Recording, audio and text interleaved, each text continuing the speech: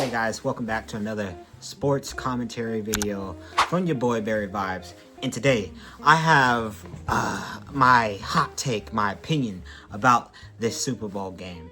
Now, you can tell from my last YouTube short who I was going for, and of course, statistically on the stat sheets, you already know that the Seahawks was going to win.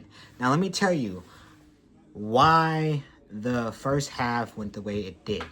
Now, I have real faith in I had real faith in the Patriots and the Seahawks going at it the way that they should have. You know, it should have been a closer game than it was, truly. Because as you can tell, the Patriots defense and the Seahawks defense were clashing heads. That's saying, you know, when people say that an unstoppable force meets an immovable object, that's my opinion on how both teams were. None of them let each other score an actual touchdown in the first half. Now, I could say the Patriots did let up on the Seahawks. You did see that they got up to 9 through field goals. If the Patriots did put in a little bit more pressure on the Seahawks, I do feel like that score wouldn't have been like that in the first half. But you can see, from me watching it myself, I don't know what everybody else's opinions of the Patriots defense in the first half was. They was a little sluggish, in my opinion, because to be honest, they should have replied in kind and not let the Seahawks get to the field goal range all those times. Now, in every sport, the first half really sets the stage for how the rest of the game is going to go. Now, there's been in some histories that a team can come back from the deepest depths of hell, but that's highly unlikely in this case. But as you can see, the Seattle Seahawks, they immediately took control of the situation. They played with pace and strategy. They took charge of the position in the field on both ends, on offense and defense. And I do have a feeling that's why they got into the field goal range as much as they did. Now, they could have gotten the touchdowns in the first half, but I don't really think they needed those touchdowns with how the momentum was going on their side of the field. Now, going into the second half, we left that sluggish offense and sluggish defense behind when it came to the Patriots and the Seahawks on both teams.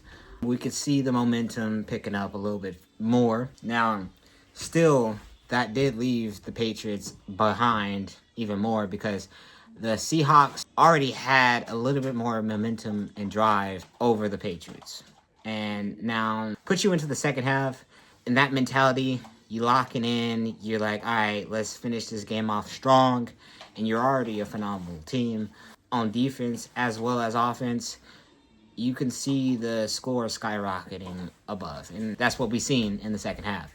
The ending score, 29-13, which was a little close to what I predicted in my YouTube short that I posted a couple days ago. There's a lot of things that could have been done differently on the Patriots side to make that game a little closer, in my opinion. As far as Patriots quarterback, I do feel like he was a little shooken up by the Seattle's defense. Now, you can't really get affected like that in big games. You need to be laser focused. You need to be laser focused to make the big plays happen for your team. And yes, I do feel like he does play a part on why the game ended the way it did, with all the sacks, when he got sacked all those times. His passes were a little rushed, not gonna lie. Throughout the whole team, their drives were a bit short. His dropbacks were rushed. He didn't really give himself time to think before he passed the ball. Given that interception that happened, also the other fumble, he didn't really do a good job of protecting the ball. That fumble, which I'm pretty sure, if I'm not mistaken, one of Seahawks linebackers got the ball and ran down to the touchdown and shit like that. Now, that really sealed the deal even more than it already was. But as I said, there was some things that Patriots should have worked on within that halftime stretch, or should have talked about within that halftime stretch to really get their heads blocked back in the game. Seattle is a phenomenal team. It is a powerhouse. It is a team that you should be scared of in this season and shit. But I don't know about next season. There's a lot of talk about next season. A lot of people saying they don't really have that much of a talent cap or talent gap or whatever. I'm pretty sure people will know what I'm saying, what I'm trying to talk about. They don't have enough money to really pay that much people, players and shit like that. So they're going to end up having to keep a lot of people. I know they're keeping the quarterback. They can't really branch out that much and get new people. So they're going to be stuck with a lot of people. They have a lot of talented players on their team.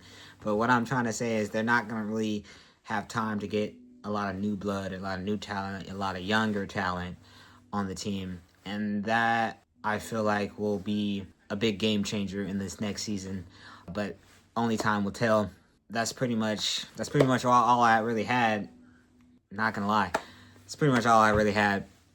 So, dang it.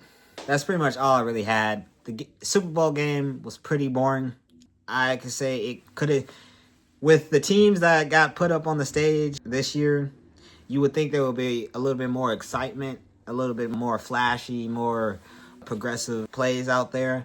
But as I said, once you put two glorious defenses together against each other, you're not really going to get much, because it's just going to be drive stops, a lot of pass incompletions and stuff like that.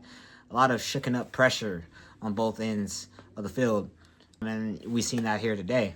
But I do not feel like we're going to be seeing Seattle in the Super Bowl next year because of that talent cap that they have. Yeah, pretty much. We're not going to be seeing them in next year's Super Bowl. But if we do see them, that'll be very surprising to me. I'm glad my prediction was a little tad bit close. I don't know about you guys' predictions, but let me know what you guys think in the comments of what your guys' takes on the Super Bowl game, how the Patriots could have done a little bit better, and who was you guys going for, all right? But I'll catch you guys in the next one. I'll catch you guys in the Barry Vibes NBA series. Peace out.